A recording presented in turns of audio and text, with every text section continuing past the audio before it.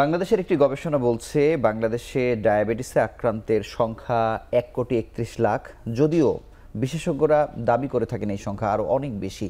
কিন্তু কেন এই ডায়াবেটিস ক্রমাগতভাবে বেড়ে যাচ্ছে, কেন আমরা আসলে নিয়ন্ত্রণে আনতে পারছি না, এই যাবতীয় বিষয় নিয়ে আমাদের আজকের আলোচনা এসকে ফার্মাসিউটিক্যালস লিমিটেডের সৌজন্যে আরোগ্য নিকেতনের আজকের আলোচনার বিষয় ডায়াবেটিস নিয়ন্ত্রণে যত বাধা। এ বিষয়ে কথা বলতে আমাদের স্টুডিওতে উপস্থিত হয়েছেন একজন স্বনামধন্য অতিথি, একই সঙ্গে যুক্ত হয়েছেন যুক্তরাষ্ট্র থেকে আরও একজন চিকিৎসক অনলাইনে। আমাদের সঙ্গে আছেন অধ্যাপক ডাক্তার ইন্দ্রজিৎ প্রসাদ, বিভাগীয় প্রধান ডায়াবেটিস ও হরমোন বিভাগ, ঢাকা মেডিকেল কলেজ হাসপাতাল। এবং আমাদের সঙ্গে অনলাইনে যুক্ত হয়েছেন ডাক্তার ফারজানা হক শর্মী, সহযোগী অধ্যাপক internal medicine, Saint Louis University Hospital, যুক্তরাষ্ট্র। আপনাদের দুজনকে আমাদের সঙ্গে যুক্ত হওয়ার জন্য আন্তরিকভাবে অভিনন্দন জানাচ্ছি। আমি একেবারে শুরুতে অধ্যাপক ইন্দ্রজিৎ আপনার কাছেই জানতে চাইব যে আমরা এই যে এত সচেতনতার কথা বলছি, এত মানুষকে এত কথা আপনারা বলছেন, প্রতিদিনই আসলে কেউ না কেউ ডায়াবেটিস নিয়ে কথা বলছে, কিন্তু আমরা এই হ্রাসটা কেন টেনে ধরতে পারছি না, কেন আমরা নিয়ন্ত্রণ করতে পারছি না? আপনার কাছে মূল মোটা দাগে আসলে চ্যালেঞ্জগুলো কি মনে হচ্ছে? আসলে মোটা দাগে চ্যালেঞ্জগুলো বলতে এক কথায় বলা যাবে না, এটা অবশ্যই মাল্টিফ্যাক্টরিয়াল আমরা বলবো। তো এক নম্বরে যেটা বলতে চাই সেটা হচ্ছে যে সচেতনতার অভাব। আসলে আমাদের দেশে যত মানুষ ডায়াবেটিসে আক্রান্ত, শতকরা 50% আসলে আমরা জানি না যে আমরা ডায়াবেটিসে আক্রান্ত হয়ে আছি। So being Asian is a risk factor. আমাদের দেশের মানুষ জেনেটিক্যালি আমরা একটু প্রোন যে ডায়াবেটিস ডেভেলপ করার জন্য, এবং ডায়াবেটিস থেকে অন্যান্য রেসে যেরকমভাবে ককেশিয়ানরা যেরকমভাবে জটিলতায় আক্রান্ত হয়, আমাদের দেশে জেনেটিক কারণে কিন্তু আমরা খুব তাড়াতাড়ি হৃদরোগ এবং কিডনি রোগ এগুলোতে কিন্তু আক্রান্ত হয়ে যাই জেনেটিক কারণে। তো সেজন্য আসলে আমাদের আরও বেশি কেয়ারফুল হওয়ার দরকার, আরও ভালো বেশি কন্ট্রোল করার দরকার। সো কন্ট্রোল যে জন্য হচ্ছে না, আমরা যেটা বলছি যে আমাদের হাঁটতে হবে, খাওয়া দাওয়া নিয়ন্ত্রণ করতে হবে, ওষুধগুলো ঠিকমতো খেতে হবে, নিয়মিতভাবে ডায়াবেটিস মাপতে হবে, ডাক্তারের কাছে যেতে হবে। প্রত্যেকটা স্টেপে কিন্তু আমাদের ঘাটতি লক্ষ্য করা যায় যে আমরা নিয়মিত ডাক্তারের কাছে যাই না, সুগারটা বাসায় রেগুলার মাপার বিষয় থাকে সেটা হয়তো করতে পারছি না, আমরা একটা সুন্দর খাদ্যাভ্যাস সেটা হয়তো মেনটেন করতে পারছি না, ওষুধের যে নিরবিচ্ছিন্ন সরবরাহ সেটা অনেক সময় হয়ে ওঠে না, যে ওষুধটা খাওয়ার দরকার সেটা হয়তো আমরা ক্রয় ক্ষমতার মধ্যে হয়তো পাওয়া যাচ্ছে না, সেটা একটা বিষয়। তো সবকিছু মিলিয়ে আসলে দেখা যাচ্ছে যে অনেকগুলো ফ্যাক্টর আসলে আছে। আপনাকে ধন্যবাদ। ডাক্তার ফারজানা শর্মী, আপনার কাছে জানবো যে আসলে যুক্তরাষ্ট্র শুনলেই তো আমাদের বাংলাদেশের মানুষের কাছে মনে হয় যে পৃথিবীর 1 নম্বর দেশ, বা কোনো কোনো ক্ষেত্রে আসলে তাই। কিন্তু এই যুক্তরাষ্ট্রে আসলে ডায়াবেটিসের পরিস্থিতিটা আপনার কাছে একটু জানতে চাই, যে বাংলাদেশের থেকে আসলে কোন জায়গাতে আমরা পার্থক্য করতে পারি? অনেক ধন্যবাদ প্রথমে আপনাকে এবং এখন টিভির সবাইকে অনেক গুরুত্বপূর্ণ একটি বিষয়ে অনুষ্ঠানের জন্য। বাংলাদেশের মতো যুক্তরাষ্ট্রেও আপনার ডায়াবেটিসের সংখ্যা ক্রমাগত বেড়েই চলছে। আপনার রিসেন্ট গবেষণায় দেখা গেছে যে যুক্তরাষ্ট্রে প্রতি 6 জনের মধ্যে 1 জনের ডায়াবেটিস আছে, এবং খুবই অ্যালার্মিং যে আপনার 50%-এরও বেশি লোক তারা জানে না যে তাদের ডায়াবেটিস আছে। কিছু কিছু রিস্ক ফ্যাক্টর কিন্তু প্রতিটা মানুষের ক্ষেত্রেই ডায়াবেটিসের ক্ষেত্রে কমন, সেটা আমরা বাংলাদেশে থাকি বা যুক্তরাষ্ট্রে থাকি। যেমন বয়স 45-এর উপরে, কারো যদি আপনার ওজন অনেক বেশি থাকে, যেটা ডক্টর ইন্দ্রজিৎ প্রসাদ বললেন খুবই ইম্পর্ট্যান্ট একটা ফ্যাক্টর, যে আপনার জেনেটিক ফ্যাক্টরের কারণে অনেকেরই আপনার ডায়াবেটিস রোগ বেশি থাকে। সুতরাং বাংলাদেশের মতো আনফর্চুনেটলি যুক্তরাষ্ট্রেও অনেক মানুষেরই ডায়াবেটিস আছে, এবং রিসেন্টলি আপনার জাস্ট 1 মাস আগে একটা যেটা নতুন ওদের রিসার্চ আসছে, সেটা দেখা গেছে যে আপনার 50% বেশি বাড়তেছে ডায়াবেটিসের রেট কম্পেয়ার টু আপনার যেটা হয়তো বা 10 বছর আগে ছিল। আচ্ছা, কিন্তু আমি জানতে চাই যে এই যে 50% মানুষ বাংলাদেশেও জানে না, আবার হচ্ছে যুক্তরাষ্ট্রেরও 50% মানুষ জানে না, এখানে আপনার কাছে কি কারণ মনে হয়? যে আমরা তো ধরি যে তারা হয়তো আরও সচেতন, বা তাদের ডিটেকশনের সহযোগীকরণ সেখানে আসলে আছে, কিন্তু কেন এত মানুষ কেন জানে না? আপনার কি মনে হয়? এটা দুটো সাইড। প্রথমে হচ্ছে গিয়ে আপনার অনেকখানি সচেতনতার অভাব, এবং আরেকটা ব্যাপার যেটা খুব অ্যালার্মিং ডায়াবেটিসের ক্ষেত্রে, ডায়াবেটিসকে অনেক সময় বলা হয় সাইলেন্ট কিলার। এটার কারণ হচ্ছে গিয়ে অনেক সময় হয়তোবা দেখা যাচ্ছে ডায়াবেটিসটা অনেক বেশি, কিন্তু রোগীর কোনো উপসর্গ দেখা যাচ্ছে না, কোনো ধরনের সিমটম নাই, এটা খুবই সারপ্রাইজিং যে একটা অনেক বেশি একটা পার্সেন্টেজ মানুষের কোনো সিমটম থাকে না। তো সুতরাং সেই মানুষটা যদি ডাক্তার কাছে না যায় বা ব্লাড টেস্ট যদি না করা হয়, তখন আলটিমেটলি কোনো ওয়ে নাই সেটা জানার। আর দ্বিতীয়ত হচ্ছে গিয়ে সচেতনতার অভাব। অনেকেই হয়তোবা তাদের ফিজিশিয়ান আছে, আমেরিকাতে ইন্স্যুরেন্স আছে, কিন্তু তারা জানে না যে তাদের সেই রিস্ক ফ্যাক্টরটা আছে এবং তাদের যাওয়া দরকার।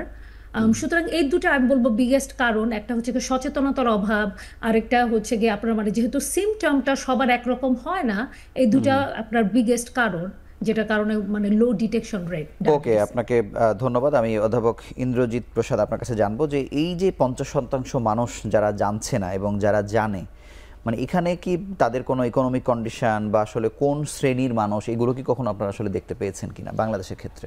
আসলে সব স্ট্র্যাটার মানুষই কিন্তু এই ধরনের গ্যাপের মধ্যে পড়ছে। আমাদের যিনি বাইরে থেকে কানেক্টেড হচ্ছেন উনি সুন্দর একটা কথা বলেছেন যে আমাদের যে সিমটম কম, যে আমাদের দেশে যে ডায়াবেটিসটা হয় এবং অন্যান্য দেশেও, তো মূল যে ডায়াবেটিসের যে প্রকার সেটা হচ্ছে টাইপ 2 ডায়াবেটিস। আচ্ছা, টাইপ 2 ডায়াবেটিসে আসলে অনেক বেশি যদি সুগার না হয়ে যায় তাহলে আসলে বোঝা যায় না যে তার ডায়াবেটিস হয়েছে।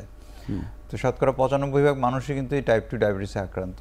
সেজন্য যেটা দেখা যাচ্ছে যে আগে একটা বিষয় ছিল যে গরিব ধনী পুরুষ মহিলা সবারই আসলে দেখা যাচ্ছে যে এই ডায়াবেটিস হওয়ার সম্ভাবনা থাকছে। তো যেটা হচ্ছে যে আমরা এই যে মেকানাইজড হয়ে যাচ্ছি আমরা, তাই না, এক্সারসাইজ করার যে প্রবণতা আমাদের মধ্যে অনেক কম, এবং দেখা যাচ্ছে যে মোটা হয়ে যাচ্ছি আমরা। আপনি জানেন যে যারা মোটা তাদের ডায়াবেটিস হওয়ার সম্ভাবনা যারা স্লিম তাদের থেকে 10 গুণ বেশি। তো এবং এটা তো আসলে সারা পৃথিবীর মানুষই তো আসলে এই ধরনের ফুড হ্যাবিটের কারণে হচ্ছে বা কায়িক পরিশ্রম কম করছে। একদম ঠিক বলেছেন। তো যেটা ছিল যে অর্থনৈতিক অবস্থা বাংলাদেশের মধ্যেও কিছুটা উন্নতি হওয়ার কারণে দেখা যাচ্ছে যে খাদ্যের যে অভাব কেমন সেটা কিন্তু একটু কমই এখন আমাদের দেশে পরিলক্ষিত হয়, যার ফলে বাচ্চাদের ক্ষেত্রেও দেখবেন যে বাচ্চারা মোটা হয়ে যাচ্ছে অনেক বেশি। খাদ্যের ঘাটতি থেকে দেখা যাচ্ছে যে বেশি অ্যাফ্লুয়েন্স এবং খাদ্যের যে অ্যাভেলেবিলিটি এটাও অনেক বেশি হয়ে যাচ্ছে, এবং যে খাবারের প্যাটার্ন সেগুলোর দিকে কিন্তু আমরা ভাজা পোড়া শাকসবজি এগুলো না খেয়ে ভাজা পোড়ার দিকে বেশি ঝুঁকছি আমরা, rich food, junk food, process food এগুলোর দিকে ঝুঁকছি আমরা, যার ফলে দেখা যাচ্ছে যে আমাদের ডায়াবেটিস হওয়ার সম্ভাবনা অনেক বেশি হয়ে যাচ্ছে। স্ট্রেস কেমন, এক্সপেকটেশন সব কিছুই কিন্তু মানুষের মধ্যে এখন বেশি, যার কারণে দেখা যায় যে এক ধরনের স্ট্রেস হরমোন আমাদের মধ্যে তৈরি হয়, এবং সেটা দেখা যাচ্ছে যে কোনো স্ট্যাটার মানুষের মধ্যেই কিন্তু এটা কাজ করে যে সামনে আরও এগোনো, আরও কম্পিটিশনের মধ্যে যাওয়া। তো সব কিছু মিলে আমাদের স্ট্রেস হরমোন যেগুলো বরং মানে এটা আসলে অ্যাফ্লুয়েন্ট সোসাইটিতে আসলে তুলনামূলকভাবে বেশি হয়, তারা তো বেশি চাওয়া পাওয়া নিয়ে চিন্তা করছে বা তার সফলতা নিয়ে ভাবছে। হ্যাঁ, এটা তো অ্যাফ্লুয়েন্ট সোসাইটির মধ্যে আছেই, আর যারা পিছিয়ে পড়া আছে তারাও কিন্তু নানা ধরনের সংকটের মধ্যে তারা থাকেন, সেটাও একটা চাপ তৈরি করে, সেখান থেকেও কিন্তু ডায়াবেটিসের যে আধিক্য সেটা কিন্তু আমরা দেখতে পাচ্ছি। ধন্যবাদ। ডাক্তার ফারজান, আপনার কাছে আমি জানবো, আমরা যেমন বাংলাদেশের মানুষ মানে ইতিমধ্যে এতটুকু বুঝেছি যে ডায়াবেটিস হলে আমাকে একজন এন্ডোক্রাইন স্পেশালিস্ট বা ডায়াবেটিস বিশেষজ্ঞ আমরা যেটি বলি আসলে, আপনি আমাদের সঙ্গে কথা বলছেন ইন্টারনাল মেডিসিন খুবই কাছাকাছি, মানে এই এন্ডোক্রাইনের সাথে খুব বেশি দূরত্ব আসলে নেই। কিন্তু আমেরিকাতে আসলে কি হয়, মানে ডায়াবেটিস যাদের হয় তারা আসলে কাদের কাছে গিয়ে চিকিৎসা নেন, বা আপনারা যেমন চিকিৎসা দিচ্ছেন এই সেন্ট লুইস ইউনিভার্সিটি হসপিটাল আসলে কিভাবে এই রোগীদের আসলে ডিল করে, যদি আমাদের একটু বলেন। অবশ্যই।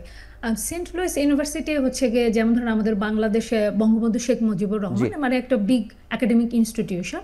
তো এখানে আপনার বিভিন্ন ধরনের স্টেট থেকে আরো চারপাশে 3টে আরো স্টেট আছে, সেখান থেকে লোকরা আসে এবং ম্যাক্সিমামই আপনার আন্ডার সার্ভড পপুলেশন। এবং এখানে ইউএসএতে মোস্টলি ইন্টারনাল মেডিসিন যারা বোর্ড সার্টিফাইড লাইক মি, তারাই মেইনলি আপনার ডায়াবেটিসটাকে ট্রিট করে। আচ্ছা, বোথ আপনার মানে ক্লিনিকে এবং হসপিটালে। কিন্তু কারোর ধরেন যদি A1C যেটা আমরা মেজার করি ডায়াবেটিসের সিভিয়ারিটিটা দেখার ক্ষেত্রে অনেক বেশি হাই থাকে, অথবা কারো যদি এন্ড স্টেজ অনেক বেশি কমপ্লিকেশন থাকে, তখন আপনার এন্ডোক্রাইনোলজিস্ট আমাদের যারা কলিগ তারা ট্রিটমেন্ট করে। কিন্তু বেসিক ক্ষেত্রে আপনার প্রথম দিকে আপনার প্রাইমারি কেয়ার ফিজিশিয়ান অথবা ইন্টারনাল মেডিসিন স্পেশালিস্টরাই মেনলি ডায়াবেটিক রোগীদেরকে ট্রিট করে ইউএসএতে। আচ্ছা, আমি আরেকটা বিষয় জানতে চাই যে বাংলাদেশে যেমন রেফারেল সিস্টেম কার্যকর নেই, বা আপনি যেমন বলছিলেন যে বাংলাদেশে বঙ্গবন্ধু শেখ মুজিব মেডিকেল বিশ্ববিদ্যালয়ের মতো, তাহলে আপনারা আসলে কোন পর্যায়ে এসে আসলে ডায়াবেটিস রোগীদের চিকিৎসা দেন, বা এর আগের ফেজে তারা আসলে কোথায় থেকে রেফার হয়ে আপনাদের কাছে আসে?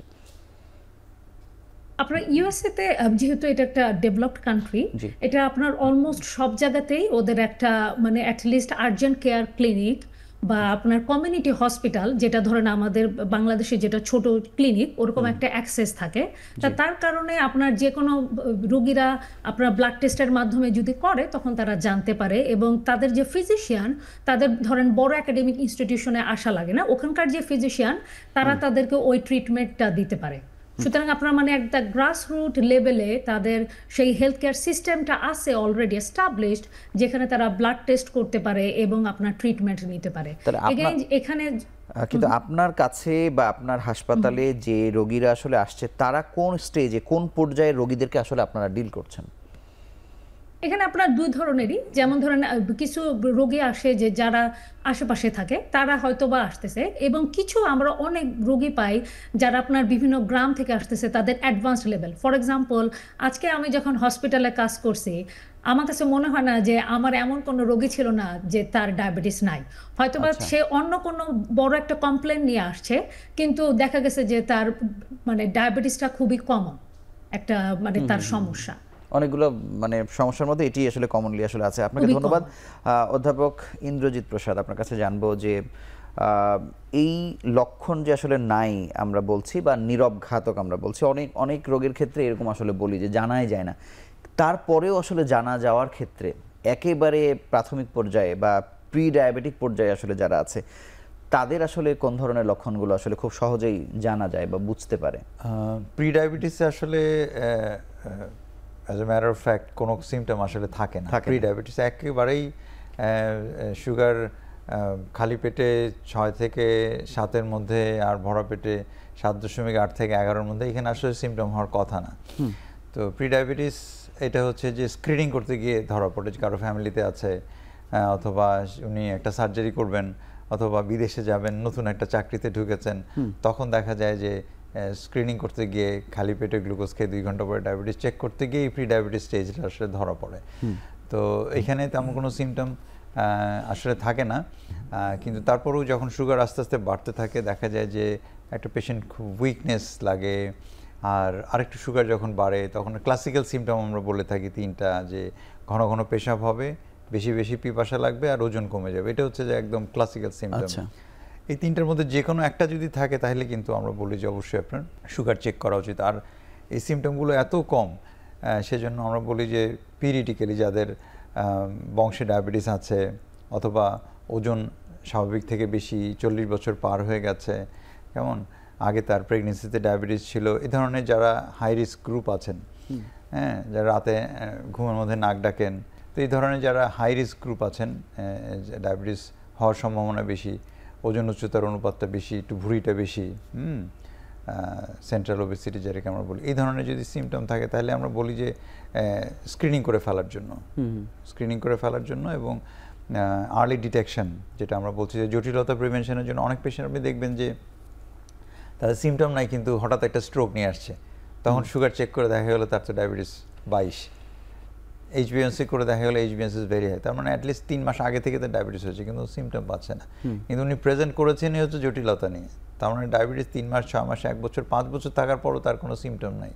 ডায়াবেটিস থেকে একটা অর্গান ড্যামেজ হওয়ার পরে তারপর উনি ধরা পড়লেন যে তার ডায়াবেটিস হয়েছে। সুতরাং স্ক্রিনিংটা খুবই ইম্পর্ট্যান্ট আমাদের দেশে অথবা আমেরিকায় যেখানেই বলেন, সব জায়গায় কিন্তু এটা আমরা অ্যাডভোকেট করি যে early detection of diabetes, screening আগে যেন ধরা পড়ে, জটিলতা হওয়ার আগেই যেন ধরা পড়ে, চোখ নষ্ট হওয়ার আগেই যেন ধরা পড়ে, কিডনিতে প্রোটিন যাওয়া শুরু করার আগে যেন ধরা পড়ে। সেজন্য স্ক্রিনিংটা খুব ইম্পর্টেন্ট। এটা একটা জাতীয়ভাবে সেটা দেখছিও অনেকের মধ্যে কিন্তু একদম সচেতনতা এসেছে আর কি, যে হ্যাঁ আগে থেকে তো সামনে পড়লো একটু পরীক্ষাটা করে ফেলে। আগে থেকে তো আমরা বলবো যে ডায়াবেটিসের সচেতনতা অনেক বেশি হয়েছে, আরও কাজ করা দরকার। মিডিয়ার কল্যাণে বলেন, সরকারি বেসরকারি উদ্যোগের কারণে বলেন, এখন কিন্তু ডায়াবেটিস রোগের নাম জানে না এমন বাংলাদেশের মানুষ। আপনাকে অসংখ্য ধন্যবাদ। আমরা ছোট্ট একটি বিরতি নিয়ে আবার আলোচনায় ফিরছি।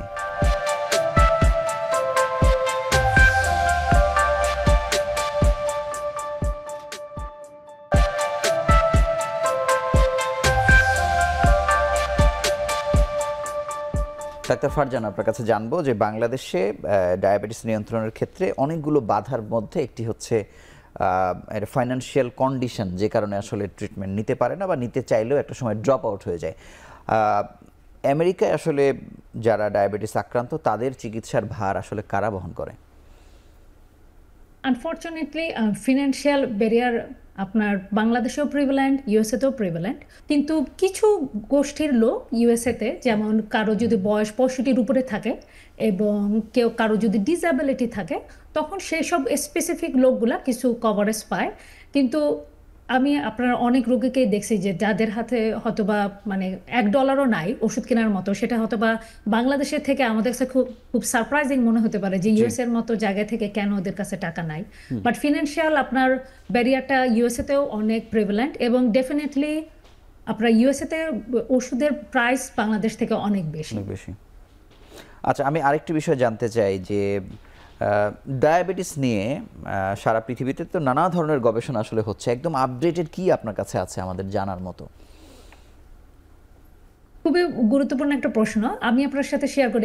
নতুন একটা যেটা রিসার্চ আসছে রিসেন্টলি, সেটাকে বলা হচ্ছে মাসালা স্টাডি, এবং সেটাতে দেখা গেছে যে মানে আপনার সাউথ এশিয়ান, ফর এক্সাম্পল আমাদের বাংলাদেশি, ইন্ডিয়ান, পাকিস্তানি, আমাদের কিন্তু অনেক বেশি রিস্ক ডায়াবেটিস এবং হার্ট ডিজিজের দেন একটা হোয়াইট পারসন। এই জিনিসটা হয়তোবা অনেক সময় আননোন ছিল, এবং এটা আমাদের জন্য একটা আই ওপেনিং একটা স্টাডি। সুতরাং এই স্টাডি থেকে আমাদের শিক্ষা নেওয়া উচিত যে কারো যদি রিস্ক ফ্যাক্টরগুলো থাকে এবং কারো যদি স্ট্রং ফ্যামিলি হিস্ট্রি থাকে, তাদের ক্ষেত্রে অবশ্যই, যেহেতু আমাদের একটা জেনেটিক হাই প্রিডিসপোজিশন আসে, অবশ্যই আমাদের সচেতন থাকা উচিত এবং আমাদের ব্লাড টেস্টের ব্যাপারে ফ্লেক্সিবিলিটি থাকা উচিত, যাতে আমরা আর্লি ডিটেক্ট করতে পারি ডায়াবেটিসটা। আচ্ছা, শেষ প্রশ্ন করতে চাই যে আমরা কিছুদিন আগে দেখলাম যে পিএইচ এর যে একটি মহাসম্মেলন আসলে হলো, পৃথিবীতে বিভিন্ন জায়গায় ছড়িয়ে ছিটিয়ে থাকা বাংলাদেশি চিকিৎসকদের সাথে একটি মিলন মেলা হয়েছে এবং নানাভাবে আপনারা সহযোগিতা করার চেষ্টা করছেন। এখন এই ডায়াবেটিস নিয়ন্ত্রণের ক্ষেত্রে আপনাদের সঙ্গে বাংলাদেশের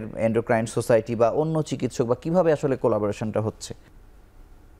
অ্যাকচুয়ালি নভেম্বর 15-এ আমাদের একটা অনুষ্ঠান হবে, যেখানে বাংলাদেশে থেকে অনেক রিনোড এন্ডোক্রাইনোলজিস্টরা জয়েন করবেন এবং আমি সেটার মডারেট করব। এবং সেখানে আমাদের এইম হচ্ছে গিয়ে যে আমাদের যে নলেজ এক্সচেঞ্জটা, যে ইউএসএতে আমরা কিভাবে করতেছি, কোনটা ভালো হচ্ছে, কোনটা হয়তো বা আমাদের ব্যারিয়ার, সিমিলারলি বাংলাদেশে কোনটা আমরা ভালো করতেছি, যে নলেজ শেয়ারিংটা, সেটা আমাদের কনফারেন্সটা হবে নভেম্বরের 15-এ। এবং আপনার at the end of the day আমাদের বোথ সাইডেরই ফিজিশিয়ানদের আমাদের গোল হচ্ছে গিয়ে যাতে আমাদের বাংলাদেশে এবং যেসব বাংলাদেশে আমাদের ইউএসএতে আছে তাদেরকে যাতে আমরা এডুকেট করতে পারি এবং সচেতন করতে পারি। আলটিমেটলি যেসব কমপ্লিকেশনগুলো আছে, যে আপনারা ধরেন হৃদরোগ, কিডনি ফেলিওর, পেশেন্ট ডায়ালাসিসে যাচ্ছে, যাতে এগুলো আমরা প্রিভেন্ট করতে পারি, সেটাই আমাদের গোল। আপনাকে অসংখ্য ধন্যবাদ সুদূর যুক্তরাষ্ট্র থেকে আমাদের সঙ্গে যুক্ত হওয়ার জন্য। আপনি ভালো থাকবেন। অনেক অনেক ধন্যবাদ আমাকে আমন্ত্রণ জানানোর জন্য। ধন্যবাদ। অধ্যাপক ইন্দ্রজিৎ প্রসাদ, আপনার কাছে জানতে চাই যে পরিস্থিতি কি আসলে তার মানে মনে হয় যে সারা পৃথিবীতে আসলে অনেকটা একই রকম, বা আমরা কোন দিক থেকে পিছিয়ে, বা আমাদের নিয়ন্ত্রণের বাধা আসলে সুনির্দিষ্টভাবে কোন জায়গায় আমরা আসলে ফেল করছি? পৃথিবীর অন্যান্য দেশের সাথে যদি কম্পেয়ার করি, আমাদের দেশে একটা জিনিস ল্যাকিং, আমরা এটা বলতেই হবে, সেটা হচ্ছে ইন্স্যুরেন্স সিস্টেম। কারণ দেখা যায় যে ডায়াবেটিস কিন্তু একটা, অবশ্যই বলবো যে একটু অ্যাডভান্স হয়ে গেলেই কিন্তু অনেক ব্যয়বহুল রোগে পরিণত হয়ে যায়। শুরুতেই কিন্তু যখন থাকে ডায়াবেটিস, হাঁটাহাঁটি করে কন্ট্রোলের পর্যায়ে, তারপরে একটা দুইটা ওষুধ খেয়ে কন্ট্রোলের পর্যায়ে, এটা কিন্তু অনেক সময় এটা ধরে রাখা যায় না, যাচ্ছে না। সেক্ষেত্রে দেখা যায় যে অ্যাডভান্স ট্রিটমেন্টের দরকার পড়ে, কারো ইনসুলিনের দরকার পড়ছে, কারো দেখা যাচ্ছে যে আরও অ্যাডভান্স মলিকিউল ট্রিটমেন্টের দরকার পড়ছে। জটিলতা হয়ে গেলে তখন ডায়ালাইসিস, এটা সেটা নানা রকম অ্যাডভান্স ট্রিটমেন্টের দরকার পড়ছে। সেই সব ক্ষেত্রে কিন্তু আমি বলবো যে এই যে খরচের যে বিষয়টা রয়ে গেছে, সেটা কিন্তু ইন্স্যুরেন্স বাংলাদেশে না থাকার কারণে এটা আমরা অনেক ক্ষেত্রেই পিছিয়ে পড়ছি। তো যদি ইন্স্যুরেন্স সিস্টেম থাকতো, তাহলে হয়তো যে এত মানুষ ফাইন্যান্সিয়াল কনস্ট্রেন্টের কারণে তারা চিকিৎসায় আসতে পারছে না, এটা হতো না। তো আমি এটা সবসময় অ্যাডভোকেট করব যে বাংলাদেশের এরকম একটা insurance system, health insurance system চালু করলে সবার মধ্যে একটা সিকিউরিটি কাজ করবে, যে আমি অসুস্থ হয়ে গেলে আমার চিকিৎসাটা অ্যাটলিস্ট হবে। সরকারি হাসপাতালে হচ্ছে চিকিৎসা, কিন্তু এরপরেও আরও অনেক কিছু আছে যেটা আসলে আমরা সরকারি হাসপাতালে সাপ্লাই দিয়ে সারতে পারছি না। সেই সব ক্ষেত্রে আরও অনেক অনেক ইন্স্যুরেন্স আমার মনে হয়। স্যার, আমি অন্য একটি বিষয় জানতে চাই যে বাংলাদেশে ডায়াবেটিসের চিকিৎসার ক্ষেত্রে আমরা বারডেমের নাম সব থেকে বেশি শুনি আর কি, এবং আমরা জানি এটি একমাত্র হাসপাতাল, মানে সেই অর্থে পরিচিতির দিক থেকে আর কি, যদিও সারা বাংলাদেশে আমরা চিকিৎসা চলছে। কিন্তু আপনি দেখবেন যে এই যে মাঝখানে যে আমরা দেখলাম অনেকগুলো ইনস্টিটিউট হলো, চোখের হয়েছে, গ্যাস্ট্রোএন্টারোলজির হয়েছে, বা অনেকগুলো পাইপলাইনে আছে। ডায়াবেটিসের মতো একটি মহামারী যেটি আসলে সব রোগকে আসলে উস্কে দিচ্ছে, মানে সেটিকে ঘিরে সরকারি পর্যায়ে একটি ইনস্টিটিউট হবার প্রয়োজনীয়তা আপনারা কখনো ফিল করেছেন কিনা, বা এটা নিয়ে কখনো আলোচনা হয়েছে কিনা? হ্যাঁ, অনেক ধন্যবাদ। আসলে বারডেম, যেটা প্রফেসর ইব্রাহিম স্যার শুরু করেছিলেন বাংলাদেশে ডায়াবেটিসের চিকিৎসা, বাংলাদেশে ডায়াবেটিসের শিক্ষা, আমরা আসলে বারডেমে পড়াশোনা করেছি, পোস্ট গ্রাজুয়েশন করেছি, ট্রেনিং আমাদের ওখানে। কিন্তু সেখান থেকে বের হয়ে আসার পরে আমি সরকারি চাকরি করি, তো এবং সরকারি শুনে আপনারা খুশি হবেন যে আসলে অনেক দায়িত্ব কিন্তু এখন সরকারিভাবে নেওয়া হচ্ছে। এবং আপনি জানেন যে বাংলাদেশে পুরনো 8টা মেডিকেল কলেজে ডায়াবেটিস এবং হরমোন বিভাগ ছিল, এখন সেটা বেড়ে 14টা মেডিকেল কলেজে ডায়াবেটিস এবং হরমোন বিভাগ রয়েছে, এবং প্রতিদিনই আমাদের ওপিডিতে 300-400 করে পেশেন্ট আমরা দেখে থাকি। এবং এই সরকারি হাসপাতালগুলির যে এন্ডোক্রাইন ডিপার্টমেন্ট, সেটা কিন্তু অনেক বড় একটা রোল প্লে করছে। তাছাড়া ইন্টারমেডিসিন আছে এবং অন্যান্য বিভাগ মিলে কিন্তু ডায়াবেটিস রোগীদের সেবাটা হচ্ছে, কিন্তু সেভাবে প্রচার হচ্ছে না যে আসলে সরকারিভাবে এটা আমরা করছি। কমিউনিটি ক্লিনিক বলেন, জেলা হাসপাতাল বলেন, সবখানে কিন্তু আমাদের সরকারিভাবে কিন্তু দুটো ওষুধও সাপ্লাই হচ্ছে, মেজর যে দুটো ওষুধ, গ্লাইক্লাজাইড এবং মেটফরমিন, সেই দুটো ওষুধ সাপ্লাইয়ের কারণে কিন্তু ডায়াবেটিস কিন্তু মানুষের দোরগোড়ায় পৌঁছে গেছে। এবং ইনস্টিটিউটের কথা যেটা আপনারা বললেন, এবং আরেকটা কথা বলি যে ডায়াবেটিস এডুকেশন, ডায়াবেটিসের পোস্ট গ্রাজুয়েশন ট্রেনিং প্রোগ্রাম, সেটা কিন্তু সরকারি হাসপাতালে বারডেমের পরও কিন্তু এখন আমাদের ঢাকা মেডিকেলে আমরা কিন্তু প্রায় প্রতি বছর প্রায় 25 জন করে এন্ডোক্রাইনোলজি স্পেশালিস্ট আমরা তৈরি করছি, যেটা 5 বছর মেয়াদি কোর্স। সেরকম অন্যান্য মেডিকেল, যেমন সলিমুল্লাহ মেডিকেল কলেজ রংপুরে ইদানিং রিকগনাইজড হলো, চিটং মেডিকেল কলেজে, ময়মনসিংহ মেডিকেল কলেজে কিন্তু ডায়াবেটিস এর উচ্চতর শিক্ষা কিন্তু পড়াশোনা হচ্ছে। তো বারডেম থেকে শুরু করে এখন কিন্তু সারা বাংলাদেশের বড় যে হাসপাতালগুলো, সরকারি হাসপাতাল, সেখানে কিন্তু জিনিসগুলো আমরা কাজ করছি সেটা নিয়ে, এবং এটা কিন্তু অনেক এগোচ্ছে। তো আমরা মনে করি যে বেসরকারি হাসপাতালের পাশাপাশি সরকারি হাসপাতাল কিন্তু মেজর রোল প্লে করছে এখন, এবং উপজেলা স্বাস্থ্য কমপ্লেক্স থেকে কমিউনিটি ক্লিনিক থেকে শুরু করে এই যে চেইন, এটা কিন্তু বেশ অ্যাক্টিভেট হয়ে যাচ্ছে এবং অনেক রোগী কিন্তু সেবা পাচ্ছে। ইনস্টিটিউটের কথা বললেন, আমরা কিন্তু একটা উদ্যোগ নিয়েছি, এবং সে মহাখালী যে একটা হেলথ সিটি আছে, সেখানে কিন্তু একটা জায়গাও আমরা পেয়েছি ডায়াবেটিস এবং হরমোন ইনস্টিটিউট করা, এন্ডোক্রাইন ইনস্টিটিউট করার জন্য একটা জায়গা পেয়েছি।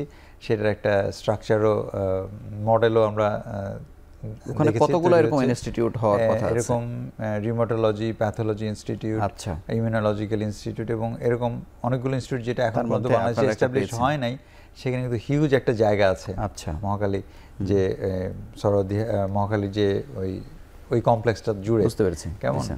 তো প্ল্যানের ভেতরে খালি জায়গা আছে কিন্তু, এবং এটা প্ল্যানের মধ্যে আছে, এবং সেখানে কিন্তু অ্যাপ্রুভও করা আছে যে ডায়াবেটিস এবং হরমোনের যে ইনস্টিটিউট, সেটা কিন্তু তৈরি হবে। তো সেগুলোর পর্যায়ক্রমে কাজ হচ্ছে, এবং আমরা আশা করি যে অচিরেই আমরা দেখতে পাবো যে এরকম জাতীয় হৃদরোগ ইনস্টিটিউটের মতো, সেরকম চক্ষুবিজ্ঞান ইনস্টিটিউটের মতো জাতীয় ডায়াবেটিস এবং হরমোন ইনস্টিটিউট তৈরি হচ্ছে। এটা আসলে জাস্ট সময়ের ব্যাপার, অ্যাপ্রুভ হয়ে আছে, এটা পর্যায়ক্রমে কাজ হচ্ছে। স্যার, আপনাকে অসংখ্য ধন্যবাদ। আমরা আরও একটি ছোট্ট বিরতি নিয়ে আবার আলোচনায় ফিরছি।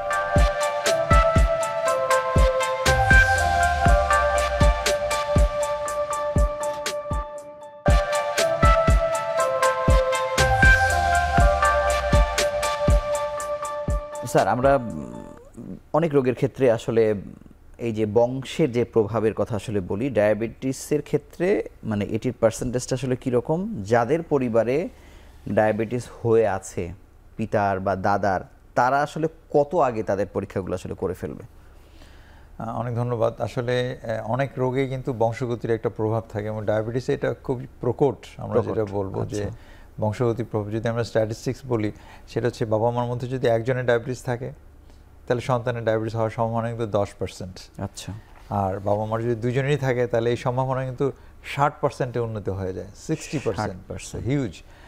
সো যাদের মানে স্যার ফ্যামিলিতে এখানে একটা সম্পর্ক প্রশ্ন করি, এখানেও কি আসলে ওই যে আত্মীয় স্বজনের বিয়ের ব্যাপারে যে আমরা নিরুৎসাহিত করি, এখানেও এটাও একটা ফ্যাক্টর হিসেবে কাজ করে? সেটা কাজ কিন্তু করে এখানে না। আসে না, সেটা এখানে আসে না। কিন্তু দুজনের হলে বাবা মায়ের যদি একই বংশে দুজনের থাকে লোডটা আসলে বাড়ে আর কি। লোড বেশি থাকে, যে জেনেটিক রিস্কটা বেশি থাকে, আচ্ছা। সেজন্য বাবা মা দুজনেরই ডায়াবেটিস, হয়তো যখন বিয়ে হচ্ছে তখন তো তারা তো ইয়াং, তাদের তখন ডায়াবেটিস হচ্ছে না, তাই না, পরে গিয়ে দেখা যাচ্ছে।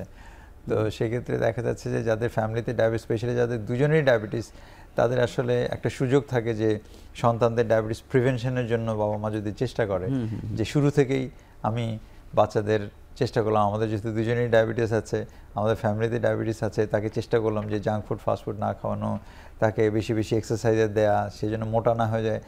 তার মধ্যে কিন্তু ডায়াবেটিসের জিনটা রয়েছে, বটে। সে যদি মোটা হয়ে যায় তাহলে কিন্তু তার ডায়াবেটিস হয়ে যাবে। সেজন্য তার যে জেনেটিক যে এক্সপ্রেশনটা, সেটা যেন আমরা ফ্লারিশ না হতে দিই এনভায়রনমেন্টাল হিটের কারণে। তো সেজন্য আমরা শুরু থেকে যদি তাকে এক্সারসাইজ প্রোগ্রামে নিয়ে আসি, তাকে যদি স্লিম রাখার চেষ্টা করি, তাহলে কিন্তু তার বংশগত ডায়াবেটিস, তার রিস্ক থাকলেও কিন্তু 80% চান্স থাকবে তাকে আমরা ডায়াবেটিস হতে দিলাম না। এটা কিন্তু অনেকটা বড় একটা সুযোগ বটেই, এবং অবশ্যই। এই সুযোগটা কিন্তু সবার নেওয়া উচিত। এবং কন্ট্রিবিউশন তো তাদেরই আসলে বেশি, এই পুরো যে লোডটা আসলে বাড়ছে। Correct, correct. আরেকটি বিষয় জানতে চাই স্যার, যে আমাদের দেশে আপনি দেখবেন যে চায়ে চিনি খাওয়ার প্রবণতা একেবারে কমতে কমতে কমতে মানে খাই না বা খেতে চাই না, বা হাফ চামচ দিতে হবে, দোকানে গিয়েই বলছে চিনি দিয়েন না, কিন্তু কিন্তু আমরা অন্য আরো কতগুলো মাধ্যমে আসলে এই সুগার আসলে অ্যাড হচ্ছে আমরা জানতেই পারছি না। মানে এটিও একটা বড় চ্যালেঞ্জ কিনা? বাংলাদেশে একটা গবেষণা আছে যে আমরা আসলে টোটাল কার্বোহাইড্রেট, আমাদের লোড কেমন আমরা খাই কার্বোহাইড্রেট। সো মানে রিকমেন্ডেশন হচ্ছে আইডিয়ালি 50%-এর কাছাকাছি একটা মিলের মধ্যে কার্বোহাইড্রেট থাকা দরকার পড়ে, কারণ কার্বোহাইড্রেট হচ্ছে রেডি সোর্স অফ এনার্জি। একটা খাবারের মধ্যে 50% যদি কার্বোহাইড্রেট থাকে, তাহলে কিন্তু আমাদের শরীরের যন্ত্রটা ঠিক মতো চলবে। জি স্যার। তো গবেষণায় দেখা গেছে যে 85% আমাদের প্রতিদিন কার্বোহাইড্রেট কনজাম্পশনের রেট আমরা গড়ে চিনি আমরা খাচ্ছি না, কিন্তু কার্বোহাইড্রেট কিন্তু অন্য ফর্মে আমরা নিয়ে নিচ্ছি। তো এইটা একটা বিষয়। তো এই যে সুষম খাদ্যের কথা যেটা আমরা বলি, protein, carbohydrate, fat, vitamin, minerals, আবার হালে একটা জিনিস দেখবেন যে এটা একটা ফ্যাশন তৈরি হয়েছে যে কার্বোহাইড্রেট না খাওয়া অথবা একদম কম খাওয়া, যে 10% 5% কার্বোহাইড্রেট খাওয়া, কেটো ডায়েটে চলে যাওয়া, ওজন কমানোর জন্য চেষ্টা করা, ডায়াবেটিস প্রিভেনশন। এইটা আবার খুব খারাপ, কারণ যারা মানে এই কার্বোহাইড্রেট 40%-এর কম যারা কার্বোহাইড্রেট খাবে অথবা 70%-এর বেশি যারা কার্বোহাইড্রেট খাবে, তাদের কিন্তু দুদিকেই কিন্তু মৃত্যুর ঝুঁকি বাড়বে। এবং যারা অনেক কম কার্বোহাইড্রেট খাবে, কেটো ডায়েট খাবে, তাদের কিন্তু ব্রেন স্ট্রোক হয়ে মৃত্যুর ঝুঁকি 50% বেড়ে যায়, এবং এটা হার্ট অ্যাটাক হয়ে মৃত্যুর ঝুঁকি 52% বেড়ে যাচ্ছে, ক্যান্সার হওয়ার সম্ভাবনা দেখা দিচ্ছে যারা অনেক কম কার্বোহাইড্রেট খাচ্ছে। তো সেই জন্য এই ধরনের ফ্যাশনেবল ফুড থেকে আমাদের চলে আসা উচিত, এবং আইডিয়াল যে খাবারটা আমাদের সুষম খাদ্য। স্যার, এই যে সরকার আর লোড আমরা যদি 85% থেকে 50-তে নিয়ে আসতে চাই বা 60 পর্যন্ত আনতে পারি, মানে আমাদের খাবার তালিকাতে আসলে আমরা কিভাবে এটাকে রিঅর্গানাইজ করতে পারি? আমরা যদি প্লেট মেথড আমরা এইভাবে হিসাব করা তো খুব মুশকিল। তো সাধারণ মানুষের জন্য যদি আমরা একটা প্লেটকে ভাগ করি, যে 4 ভাগের একটা প্লেটের 4 ভাগের 1 ভাগ আমি ভাত অথবা রুটি নিব, হাফ আমরা সবজি শাক নিলাম, আর 4 ভাগে আমাদের প্রোটিন যদি আমরা নিই, তাহলে কিন্তু আমাদের এটা হয়ে যায় কিন্তু খুব সহজে।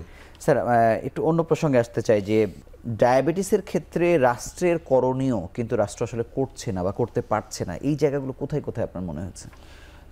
আমি আগে একটা কথা বলেছি যে আমাদের ইন্স্যুরেন্সেস যেগুলো ক্রনিক ডিজিজ, যেগুলো সবসময় আপনাকে চিকিৎসা করতে হবে, এটা নিউমোনিয়া চিকিৎসা আপনি 7 দিন অ্যান্টিবায়োটিক খেলে কিন্তু শেষ, কিন্তু ডায়াবেটিস এটা তো শেষ হবে না কোনোদিন। সেজন্য এটা কন্টিনিউয়াস কেয়ার দরকার, এবং সেখান থেকে যে জটিলতাগুলো হবে সেটা ট্রিটমেন্ট করা কিন্তু আমাদের দেশের মানুষের পক্ষে কিন্তু খুবই কঠিন ব্যাপার। যখন একটা ডায়ালাইসিস দরকার পড়বে, একটা মানুষকে 2 বছর বেঁচে থাকতে তার 50 লাখ টাকা খরচ করবে, সে কোথায় পাবে? চিকিৎসা না পেয়ে মারা যাচ্ছে। তো সেজন্য আমরা বলবো যে যদি ইন্স্যুরেন্স সিস্টেম চালু করা হয়, এটা একটা সরকারের দায়িত্ব। আমি বলবো যে কিছু পাইলট প্রজেক্ট হয়েছিল, সেটা বড় আকারে যদি বাংলাদেশে চালু করা হয়, তাহলে কিন্তু অনেক স্বস্তি চলে আসবে, কারণ এটা কন্টিনিউয়াস সারাক্ষণ ডায়াবেটিস, প্রেশার, কোলেস্টেরল ওষুধ কিন্তু সবসময় খেতে হবে মানুষকে। সো ইন্স্যুরেন্স সিস্টেম চালু করা। সেকেন্ড হচ্ছে যে ডায়াবেটিস এবং হরমোন ডিপার্টমেন্ট প্রত্যেকটা মেডিকেল কলেজে কিন্তু ছোট বড় আকারে ডায়াবেটিস এবং হরমোন ডিপার্টমেন্ট খুলে দেয়া। জেলা হাসপাতালগুলিতে কনসালটেন্টের পোস্টগুলো মেইনলি হচ্ছে যে মেডিকেল কলেজ ভিত্তিক, কিন্তু জেলা হাসপাতালে কিন্তু উপজেলা হাসপাতালে কিন্তু মেডিসিনের চিকিৎসকই হয়তো চালাচ্ছেন হচ্ছে। সেক্ষেত্রে আমরা যেহেতু অনেক ম্যান পাওয়ার তৈরি করছি এখন, এই ম্যান পাওয়ার কিন্তু অনেক সময় জায়গা পাচ্ছে না। তো যারা নতুন স্পেশালিস্ট হচ্ছেন তাদেরকে কনসাল্টেন্ট করে যদি উপজেলা জেলা হাসপাতালগুলোতে পোস্টিং দেওয়া হয়, পোস্টার ক্রিয়েট করা, সেক্ষেত্রে কিন্তু একদম দোরগোড়ায় কিন্তু আপনি স্পেশালিস্ট পেয়ে যাচ্ছেন, যার ফলে আউটকাম আমি মনে করি যে অনেক ভালো হবে। নিরবিচ্ছিন্ন ঔষধের সাপ্লাই, গ্লাইকোলাইজাইড, মেটফর্মিন আমাদের কমিউনিটি ক্লিনিকগুলোতে সাপ্লাই ছিল, এবং এটার সাপ্লাইটা যদি আমরা নিরবিচ্ছিন্নভাবে দিতে পারি, এবং এর গবেষণা দেখা গেছে যখন ওষুধ সাপ্লাই আছে তখন ওই এলাকার মানুষের ডায়াবেটিস কন্ট্রোল, যখন ওষুধ সাপ্লাই শর্ট পড়ে গেলে তখন আবার কন্ট্রোলের বাইরে চলে গেল। সুতরাং নিরবিচ্ছিন্ন ওষুধের যে সাপ্লাই, সেটা নিয়মিতভাবে স্বাস্থ্য শিক্ষার বিষয়টা গুরুত্ব আরোপ করা, মানুষকে হেলথ এডুকেশন যেটা বারবার রিইনফোর্স করা, কেমন এই জিনিসগুলো যদি আমরা করতে পারি তাহলে আমি মনে করি যে বাংলাদেশে ডায়াবেটিসের যে অবস্থাটা এখন কেমন থেকে আমি মনে করি যে কমানো সম্ভব। আপনাকে অসংখ্য ধন্যবাদ। আমরা আরও একটি বিরতি, অর্থাৎ শেষ বিরতি নিয়ে আবার আলোচনা ফিরছি।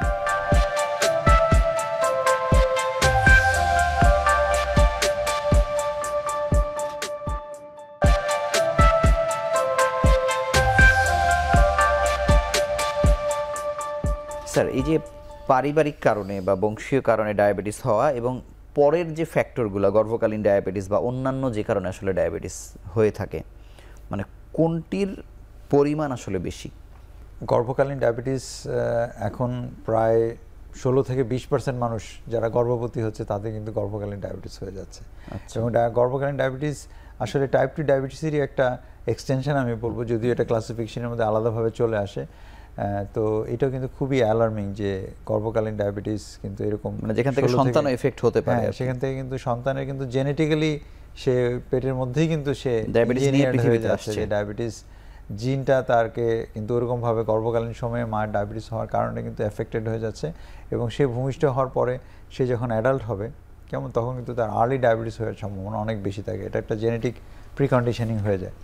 তো সেজন্য আমরা বলবো যে গর্ভকালীন ডায়াবেটিস আর্লি ডিটেকশন, এটাও কিন্তু আমরা বলি এখন আমাদের গাইনোকোলজিস্টরা অনেক আপডেটেড, তারা কিন্তু প্রত্যেকটা, আগে ছিল যে হাই রিস্ক স্ক্রিনিং, এখন কিন্তু প্রত্যেককেই প্রেগনেন্সি নেওয়ার আগে, যেহেতু আর বেশি বয়সে এখন মানুষ প্রেগনেন্সি নিচ্ছে, প্রেগনেন্সি নেওয়ার আগে এবং প্রেগনেন্সি হওয়ার পরে প্রতিটা ট্রাইমেস্টারে প্রতি 3 মাস পরে পরে কিন্তু ডায়াবেটিস যে চেক আপ করার নিয়মটা তারা কিন্তু এটা করছেন, এবং যখনই ডায়াবেটিস ধরা পড়ে যাচ্ছে তারা কিন্তু সাথে সাথে এন্ডোক্রাইন স্পেশালিস্টের কাছে পাঠাচ্ছেন এবং চিকিৎসা শুরু হয়ে যাচ্ছে। এবং চিকিৎসার মধ্যে যেটা হচ্ছে যে শতকরা 70 থেকে 80% কিন্তু কোনো ওষুধ ছাড়াই ডায়াবেটিস নিয়ন্ত্রণ করা, যদি এটা ট্রুলি জেস্টেশনাল ডায়াবেটিস অথবা গর্ভকালীন ডায়াবেটিস হয়ে থাকে।